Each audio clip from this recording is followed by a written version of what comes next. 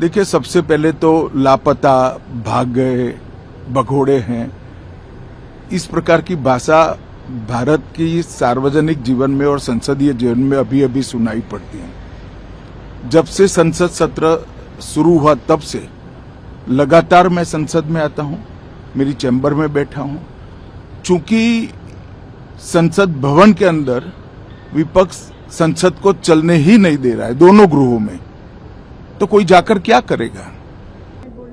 So the question is not whether Mr. Amit Shah comes and opines. We don't care what he has to say.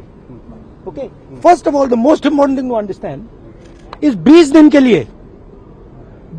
के लिए गायब हो गए। यहां बैठे थे, गाड़ी आती थी जाती थी, 30 गाड़ियां उनके। Student should know this. 30 cars around Amit Shah. उनके घर के सामने जाइए, वहां पे मतलब 1000 पुलिस वाले खड़े हुए हैं।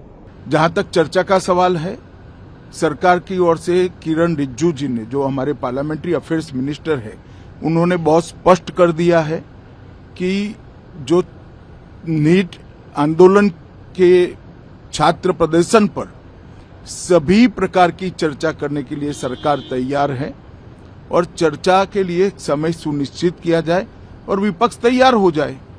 पहले तो ये यही मांग कर रहे थे, हमने हाँ बोल दिया। मेरी ओर से भी मैंने कह दिया है कि मैं किसी भी सवाल का जवाब देने के लिए संसद में तैयार हूं। तो गुब्बारे में से गैस निकल गई, अब लास्ट मिनट वो उसमें फिर से गैस भरने की कोशिश कर रहे हैं, बट गुब्बारा फट गया है। Amit Shah has no courage. The home minister of India has no courage. He can not come to the house. मगर वो चर्चा ही नहीं होने देना चाहते। अब जनता तय करे कौन भाग रहा है। आज भी मैं कहता हूं, आज 3 बजे तक स्पीकर साहब को वो पत्र दे दे।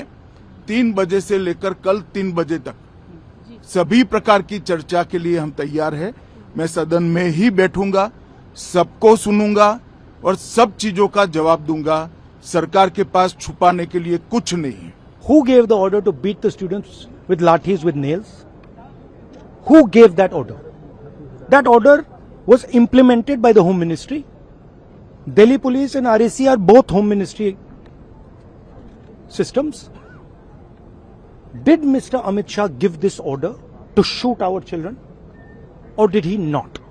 If he did, he should resign because he's culpable.